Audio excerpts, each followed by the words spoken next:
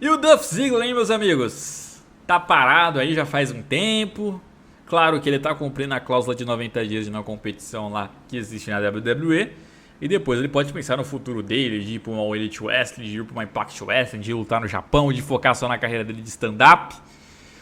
Mas muita gente continua me perguntando, né, quando eu faço Zezus Respondes ou abro uma caixinha de perguntas lá no Instagram. Zezo, por que você não faz um vídeo falando sobre o Ziggler ser extremamente injustiçado? Eu vou e falo, cara, mas eu já fiz uns 700 vídeos falando sobre esse assunto do Ziggler ser supostamente injustiçado ou não, né?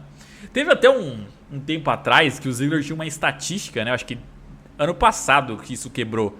Mas que parece que tinha um certo período de meses em meses ele tinha pelo menos um título.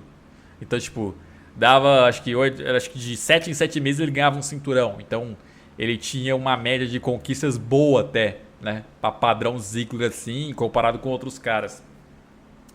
E que o Ziggler, ele realmente sempre foi esse zigue-zague, né? O zigue-zague do Ziggler. Não era só o seu antigo finalizador, não. Que depois ele trocou pro Super Kick. Aliás, vocês gostaram de ele mudar pro Super Kick? É que assim, banalizaram o Super Kick, né? Hoje em dia todo mundo dá Super Kick e dá 700 mil vezes. Então você terminar uma luta com o Super Kick é esquisito. Ele deveria ter mantido o zigue-zague, né? Mas eu entendo. O Ziggler, ele... Eu acho que ele não foi desvalorizado. Justamente porque a gente lembra disso, né? Constantemente ele tinha uma conquista novamente. Só que aquilo, do nada ele ressuscitava, tinha ali um momento auge e depois acabava ali perdendo e não dava sequência na relevância dele. Ele quase que virava um jobber e aí depois se reconstruía de novo. Ele também não se reinventou muito, eu discordo de quem fala isso. Ah, o Ziggler se reinventou. Não, eu acho que o Ziggler ele mantém o mesmo personagem quase sempre. Tipo assim, ele ficou exibido, padrão Mr. Perfect, até mais ou menos 2013 para 14. E aí em 2014, quando ele começa a agir como babyface principalmente, aí sim ali você vê um Ziggler diferente. Não era mais o Ziggler de antes, era um Ziggler maduro, um Ziggler realmente underdog, você conseguia enxergar isso nele.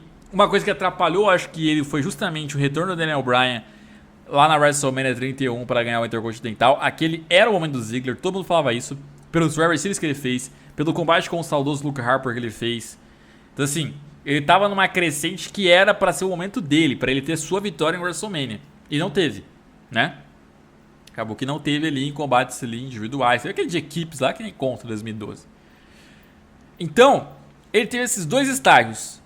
Esse personagem segundo dele manteve-se até o fim. Mesmo nas U-turns, era o mesmo estilinho ali.